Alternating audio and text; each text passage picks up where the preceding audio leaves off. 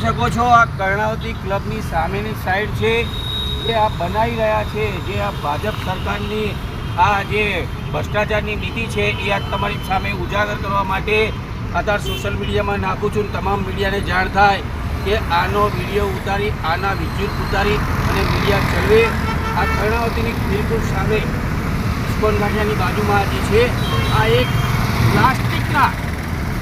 પ્લાસ્ટિકના સળિયા નાખ્યા છે. એવા પ્લાસ્ટિકના સળિયા નાખ્યા છે. હવે વિચાર કરો, આપણે ગામડાઓમાં તો ગયેલિયા છે ને ઢાબુ ભરે તો લોખંડના સળિયા નાખતા હોય છે. આ પ્લાસ્ટિકના સળિયા નાખીને શું સાબિત કર્યું છે કે જનતાના ટેક્સના પૈસા ભ્રષ્ટાચાર કરવા માટે છે. જનતાના ટેક્સ ભરતી નથી. જનતા ટેક્સ ભરે, મોટા મોટા પુલ તૂટી જાય, મોટા મોટા કૌભાંડ કરવામાં જ શક્ય બની રહ્યું છે. હવે આગળના દિવસોમાં આની મોટી તપાસ થવી જોઈએ. આની તપાસ કરીને આ જે પણ અધિકારીઓ હોય, જે બિલ્ડરો હોય, જે કોન્ટ્રાક્ટર હોય એની ઉપર એક્શન લેવા જોઈએ. આ એક પ્લાસ્ટિકના સળિયા નાખે છે એટલે એનું કારણ શું? આ ચોખ્ખો ભ્રષ્ટાચાર દેખાય છે. તમે માનો સરખેજથી ગોતા લગીને આવી રીલ બનાવીને પ્લાસ્ટિકના કરોડ રૂપિયાનું બજેટ, કરોડ રૂપિયાનો કોન્ટ્રાક્ટ સોંપે છે અને એક પ્લાસ્ટિકના સળિયા.